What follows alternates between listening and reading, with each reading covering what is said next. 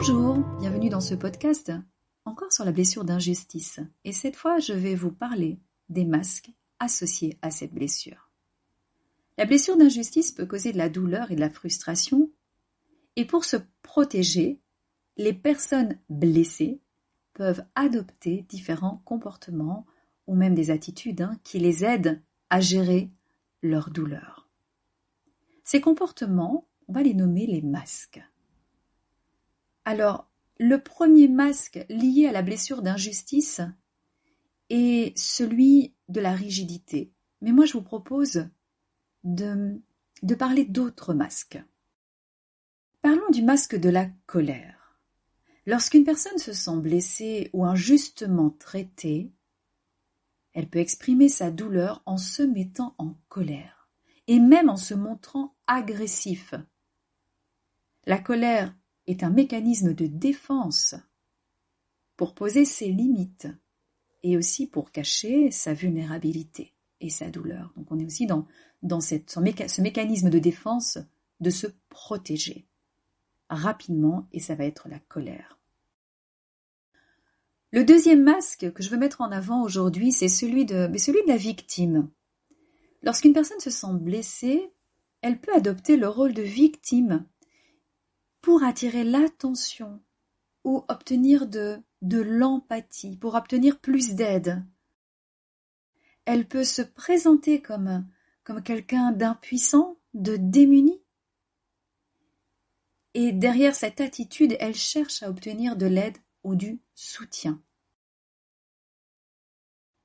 Alors avec ce deuxième masque, de celui de la victime, je mets en avant ici le masque de la victime qui attend absolument le soutien et l'aide des autres, qui attend absolument un sauveur pour la sortir de cette situation. Évidemment, vous l'avez compris, en portant ce masque, eh bien, elle ne sortira pas de la blessure d'injustice. Je vais mettre en avant un troisième masque, c'est le masque qui peut faire penser à celui lié à la blessure de rejet. J'en ai déjà parlé, et je vais le nommer ici comme celui du perfectionniste. Lorsqu'une personne se sent blessée de l'injustice, elle peut chercher à tout planifier pour éviter d'être blessée à nouveau. Elle peut être très exigeante avec elle, avec les autres. Elle peut avoir du mal à déléguer ou à faire confiance.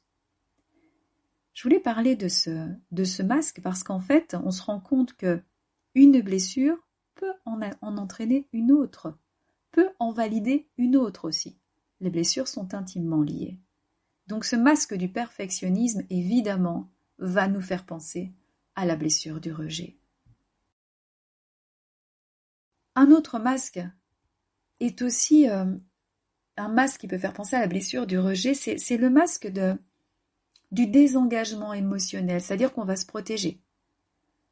Et là, ça rejoint le masque qui est souvent présenté avec la blessure d'injustice, donc c'est-à-dire le masque de rigide. Lorsqu'une personne se sent blessée, elle va se couper de ses émotions, ça en fait c'est un mécanisme de défense parmi d'autres, pour éviter de ressentir de la douleur ou de la tristesse.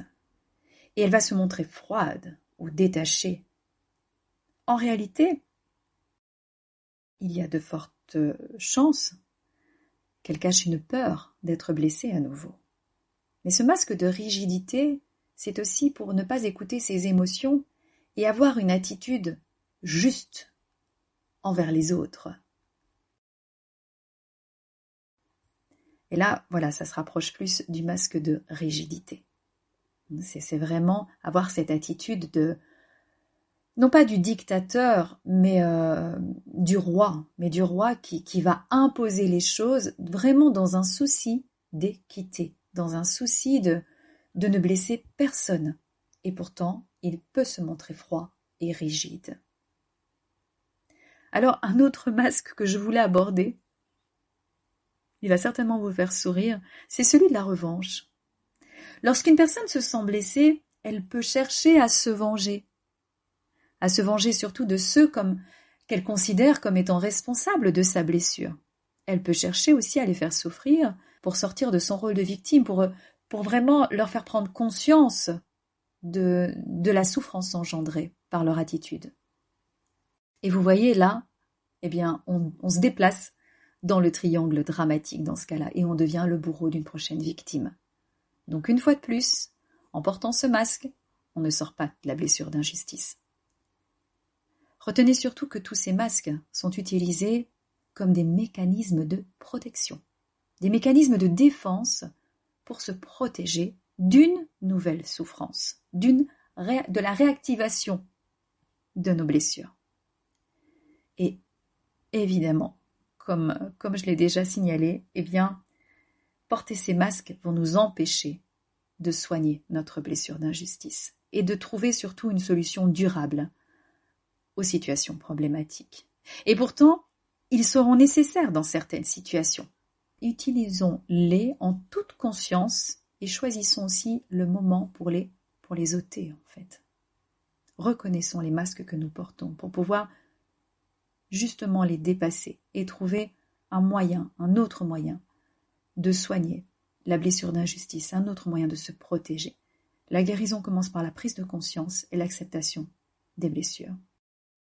Voilà, je m'arrête ici en ce qui concerne les masques associés à la blessure d'injustice, qui peuvent bien sûr nous aider à gérer nos frustrations et notre douleur dans certaines situations. D'accord ? Voilà, on s'entend bientôt pour une prochaine thématique, mais toujours liée à la blessure d'injustice. Merci de m'avoir écouté.